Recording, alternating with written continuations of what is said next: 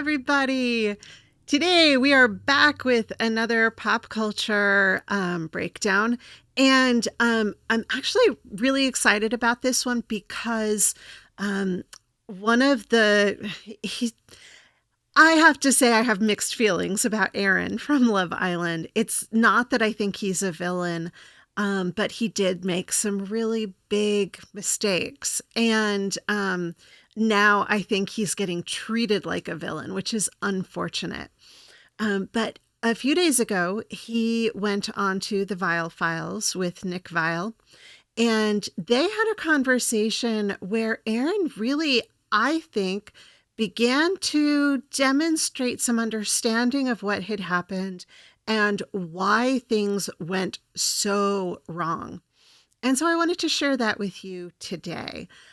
Before we get started, I need to remind you to like this video, subscribe to the channel, and please drop a comment. Let me know what you think, whether you agree with my take on this or if you think something else is going on.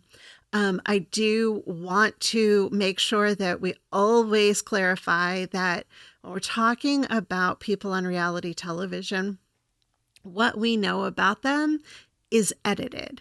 So they are real people saying real words as opposed to scripted words, but we only see a tiny portion among thousands of hours of video.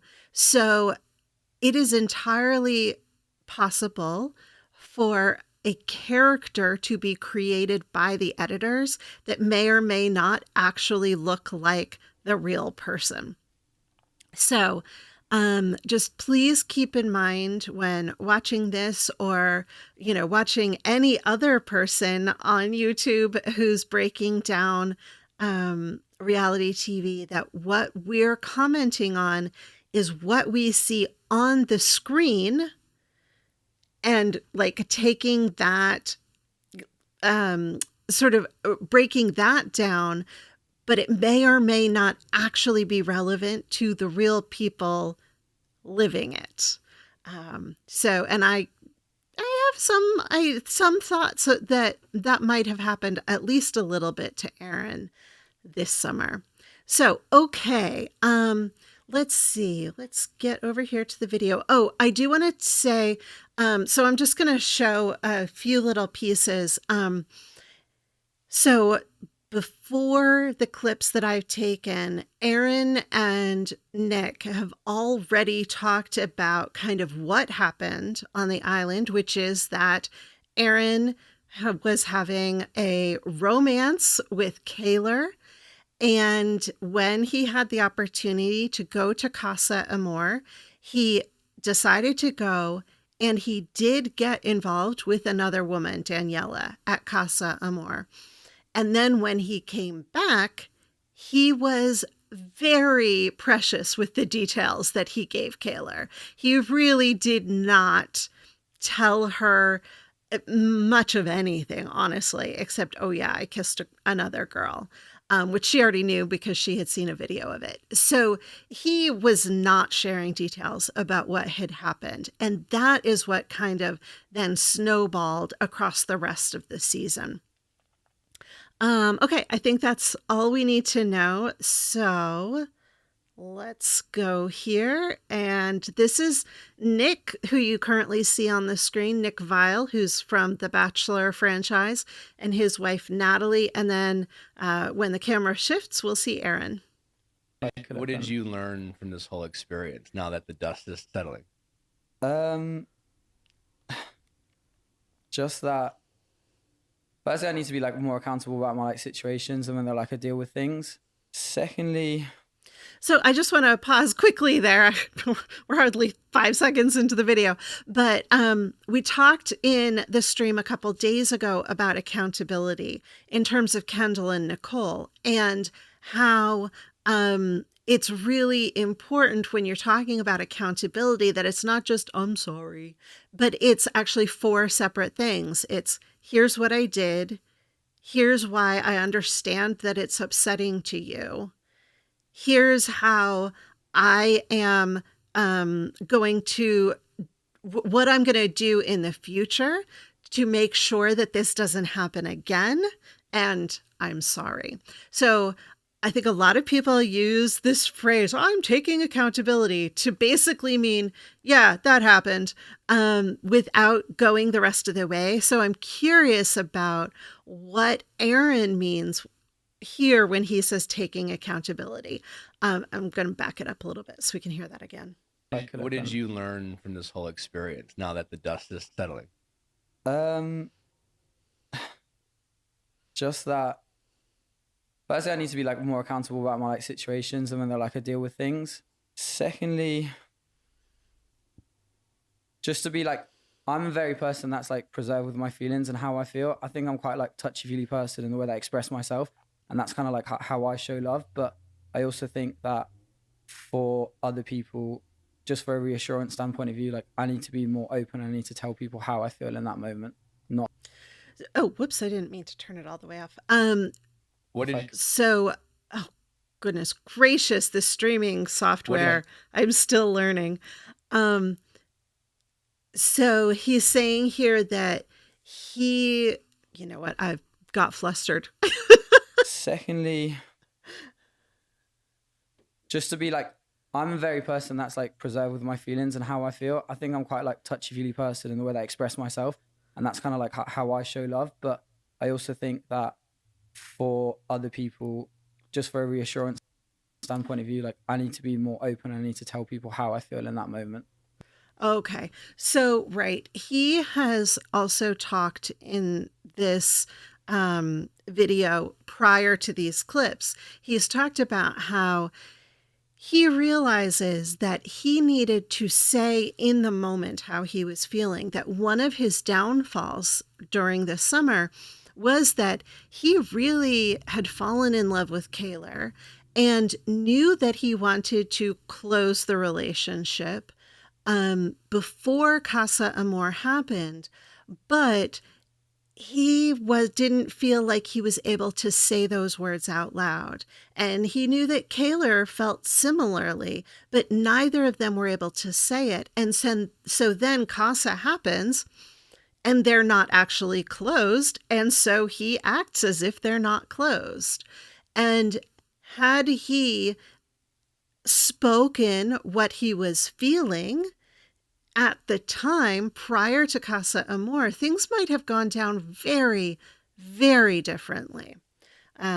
So I think when he's talking about, I need to say what I'm thinking in the moment, this is potentially a pretty significant thing that he deals with, is not being able to really verbalize his feelings. There's actually a word for this, which is alexithymia. And I don't need to go down. Maybe I'll do a video about it at some point if people are interested. But there's male pattern alexithymia, which means in this culture that we train our little boys to disconnect from their emotions so significantly that as adults, they become alexithymic. They don't know how to express, label, acknowledge their feelings and emotions. Not hold back. So I think like moving forward, I actually have to realize that no, if I do feel a certain way, I should just say it.